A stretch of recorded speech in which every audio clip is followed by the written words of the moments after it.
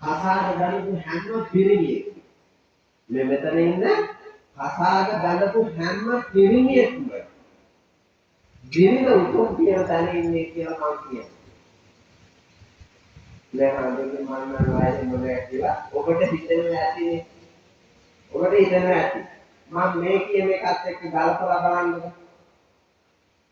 ඔබ උදේ ඉඳලා රැ වෙනකම් රැ 30 දෙලි වෙනකම් හේනේ කුඹුරේ වාත්‍ය පිටියේ රැකියා ස්ථානයේ තමන්ගේ කර්මාන්තේ වැඩ බිලේ මහන්සි වෙලා දුක් විඳලා හරි හම්බ කරන වස්තුවේ වැඩි කොටසක් වියදම් කරන්නේ අම්මා සන්තෝෂ කරන්නද බිරිඳ සන්තෝෂ කරන්නද?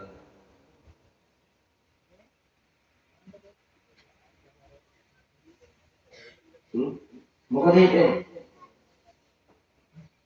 ඔබ වැඩි කොටසක් වියදම් කරන්නේ මව සන්තෝෂ කරන්නද බිරිඳ සන්තෝෂ කරන්නද? සියලුම පිරිමි හෘද සාක්ෂියේ උත්තරයක් දුන්නොත් කාන්තාව මොකද හිතන්නේ? මේ පිරිමි මේ දෙන්නේ කවුරු සන්තෝෂ කරන්නද මේ ඉතේ ගන්නේ වැඩි මහන්සියක් ගන්න. බිරිඳ සන්තෝෂ කරන්න ඇත්තට අම්මා සන්තෝෂ කරන්න දෙන්නේ. හැබැයි විවාහාරික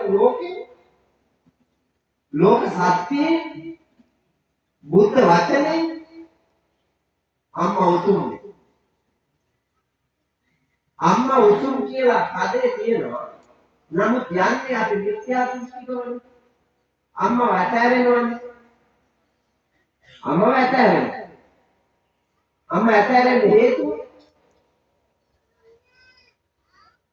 අන්න ඔතන තමයි රාගය තියෙන්නේ. ඔතන තමයි කෙලෙස් ධර්ම තියෙන්නේ. බිරිඳව අත්හරින්න ඕනේ නැහැ. අම්මව අත්හරින්න ඕනේ නැහැ. දෙන්නම එකතු වෙලා දෙපාර්ශ්වයේම මව්වරු දෙන්නයි පියවරු දෙන්නයි ඉස්ස මුදුනේ තියාගෙන සැලකුවත් ඒ ණය ගෙවන්න බැරි හින්දා ඒ අය මියනතුරු පූජනීය උත්තම වස්තු හැටියට වන්දනා කර සන්තෝෂෙන් තියන්නේ. නමුත් ස්ත්‍රී පුරුෂ ඔබ හැම දෙනාම තම තමන්ගේ හදවතින් ඇහුවොත් එතන නෙමෙයි. ඒක තමයි මිත්‍යා දෘෂ්ටිය. ඒකෙන් අත මිදෙන්න ඕනේ. ස්වාමියාට කියන්න ඕන බිරිඳ මේ මං ගැන ඔප්පු වෙන්න ඕනේ. අපි දෙන්න අඳුරනවා. ඔයා මට මං ඔයාට අපි බඳපු දවසේ ඉඳලා ඒක එහෙමයි. නමුත් සන්තෝෂෙන් කියන්න ඕනේ. ඔයා හදපු අම්මා. ඔයා මේ විදිහට හදලා හිටපු ඉඳලා මම කැමති වෙලා ගත්තේ. එහෙනම් ඔයා හදපු අම්මා උතුම් නිර්මාණකාරියෙක්. එහෙනම් අම්මා සන්තෝෂ කරන්න. මගේ ඕනේ උදව්වක් ඉල්ලන්න. මම ඒ උදව්ව දෙන්න. අම්මව සතුටින් තියන්න.